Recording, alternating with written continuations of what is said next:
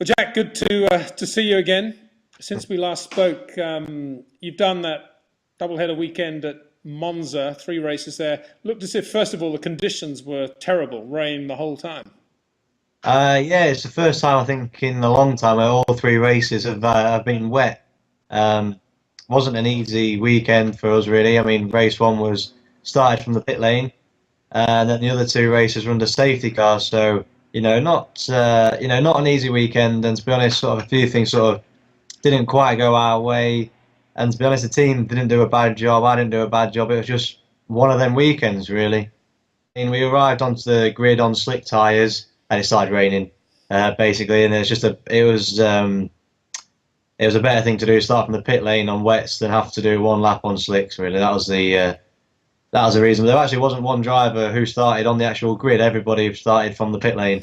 But I think And we had a small issue when they were changing the tyres, because I actually had the chance to start fourth in the pit lane.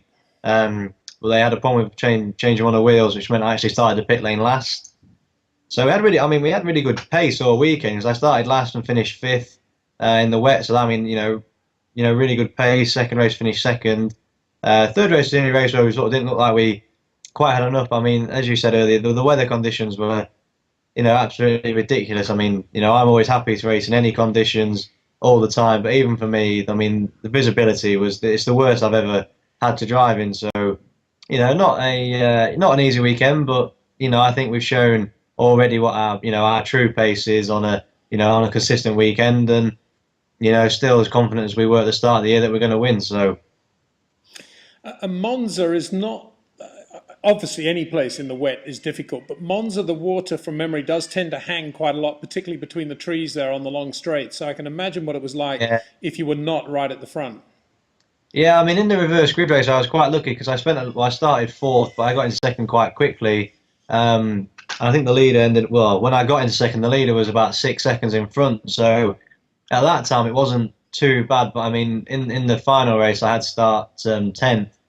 And I mean, the visibility was horrendous. I mean, you just couldn't see anything, and especially in that in that position on track, you've got so many cars around you, you just never get even chance to have sort of rain. Really, I mean, the spray was so bad. I was right on somebody's crash box, and I couldn't see the rain light. And on one lap into the parabolic, I braked 150 meters early just because I didn't know where I was on the track because I was just surrounded by spray. Like two cars were overtaking each other and literally just covered me in spray. And I tried to move to get out of it, and there's just nothing you can do, and it was really difficult.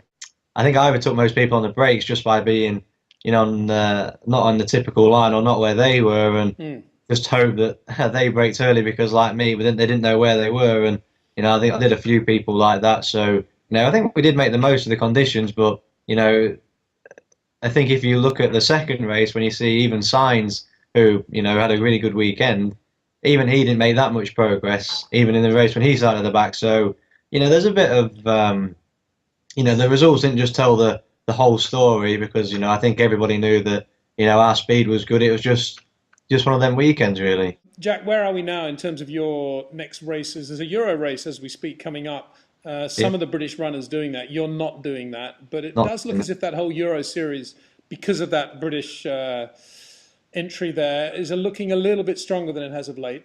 I mean, having Carlin back into the Euro Series is I think a really positive thing for everybody.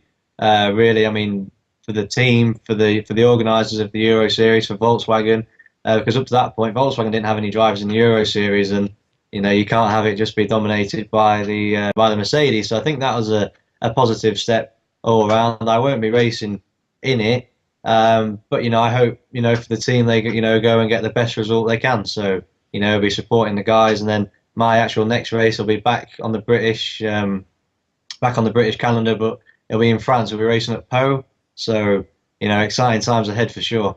And I drove it for the first time on the simulator, and I mean, it just seems awesome. Just to be honest, from what I've seen, and I went to Macau last year just to watch. I didn't actually race. It looks like a smaller version of Macau, so it should be it should be really good fun. Looking forward to it a lot. Good. Well, Jack, great talking to you. Thanks for keeping us up to date on what's going on. I'm sure with a little bit of movement and things going in your direction, you'll be heading for some more wins. So very good luck with that. And we look forward to talking to you very soon.